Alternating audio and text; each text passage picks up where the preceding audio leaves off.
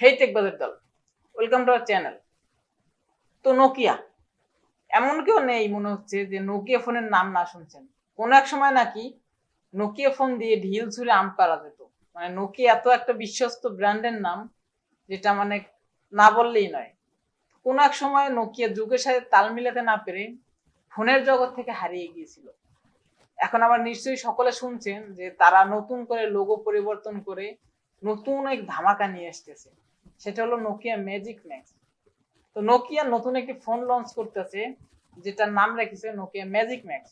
তো এই ফোনটি সকলেরই ধারণা যে এই ফোনটি আইফোনকেও কিল করে দিবে।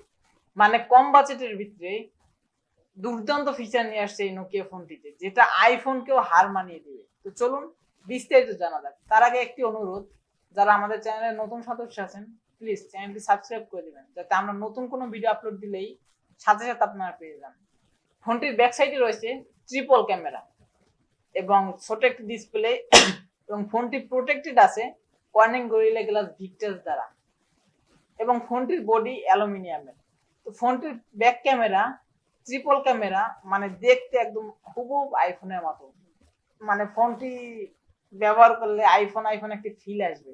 এবং সাইডে আছে একটি ডিসপ্লে, যেটি দিয়ে আপনারা নোটিফিকেশন পেয়ে যাবেন, এবং ওই ডিসপ্লেটি দিয়ে মানে ব্যাক ক্যামেরা দিয়ে আপনি সেলফি তুলতে পারবেন এবং ডিসপ্লেতেই আপনি দেখতে পারবেন। তার মানে বুঝতেই পারতেছেন যে ব্যাক ক্যামেরা দিয়ে সেলফি তুলতে পারবেন কতটা কোয়ালিটি সম্পন্ন হবে।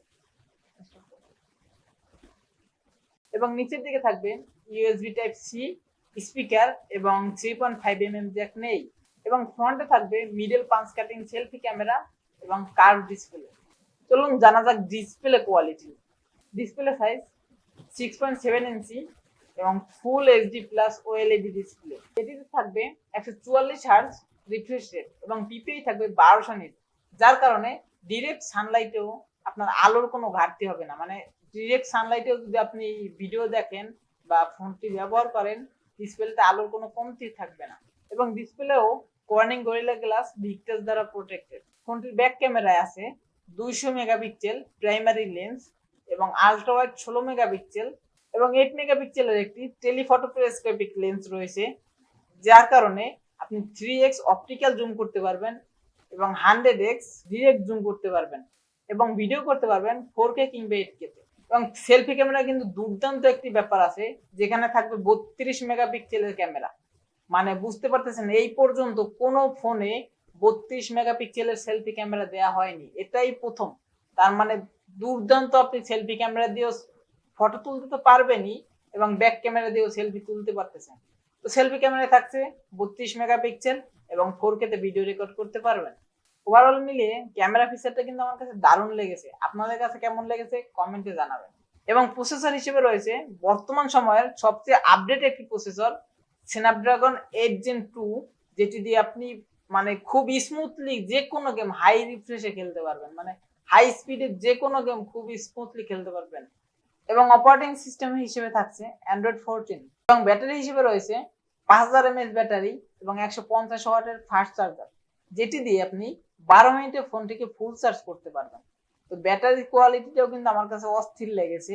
আপনাদের কাছে কেমন লেগেছে কমেন্টে জানাবেন।